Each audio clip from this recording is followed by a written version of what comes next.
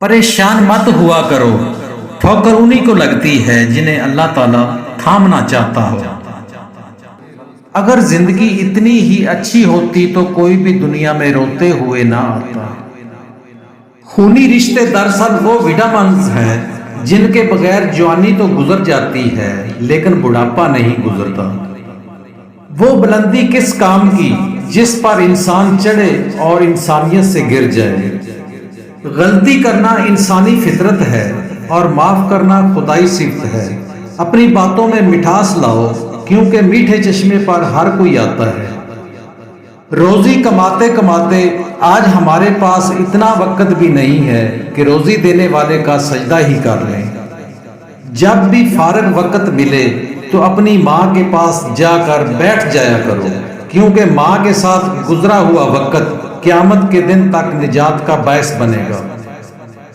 نیکی کرنے کے لیے لمبی چوڑی منصوبہ بندی کی ضرورت نہیں ہوتی، بس موقع ملتے ہی نیک کام کر گزریے۔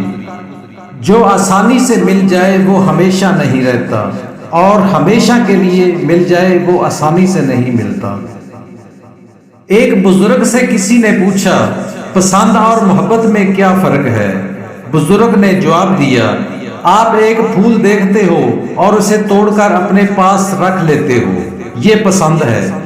اگر آپ اس پھول کو روزانہ پانی دیتے ہو اور اس کا خیال رکھتے ہو تو یہ محبت ہے۔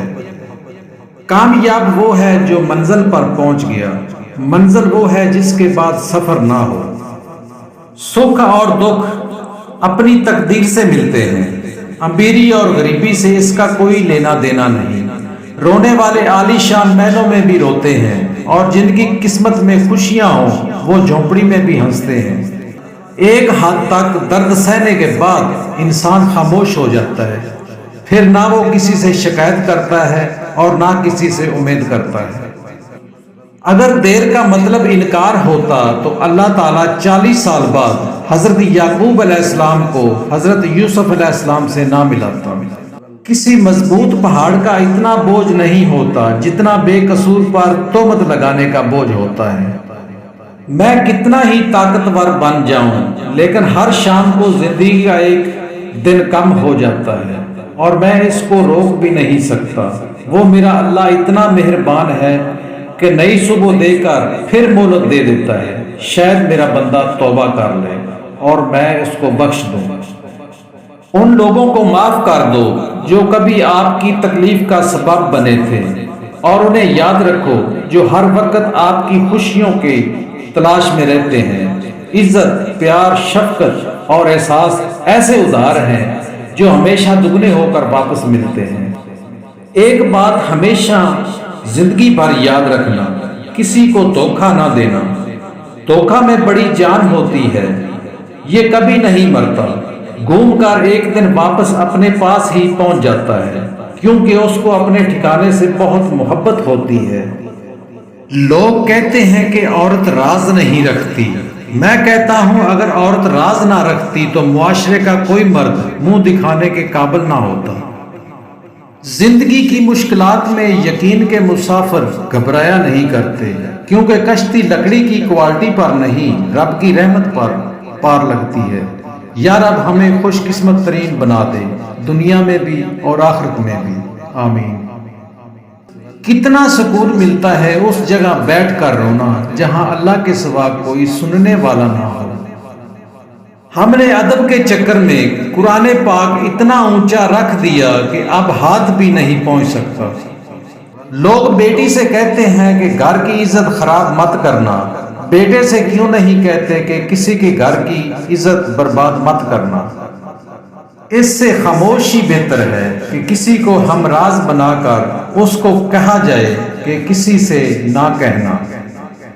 بچپن میں بہن بھائی دن میں کئی دفعہ ناراض ہوتے ہیں اور راضی ہوتے ہیں، وہی بہن بھائی بڑے ہو کر ناراض ہوتے ہیں پھر شاید جنازوں پر ملتے ہیں۔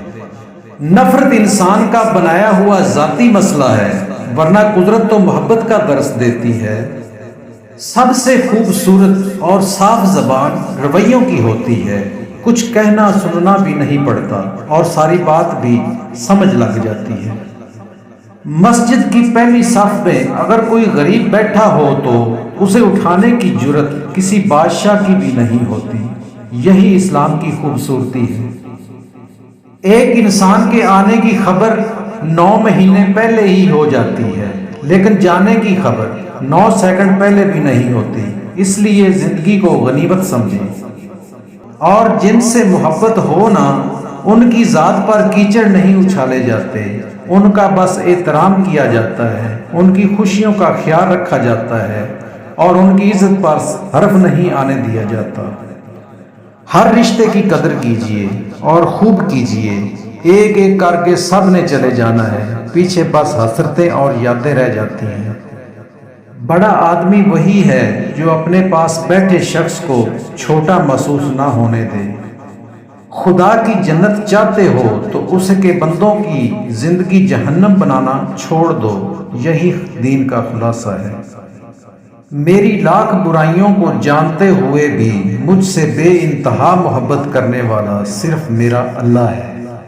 انگریزی اتنی پڑھ لی کہ انگریزوں کو پڑھا سکتے ہیں، اور قرآن اتنا نہیں پڑھا کہ باپ مر جائے تو بیٹا اس کا جنازہ پڑھا لے۔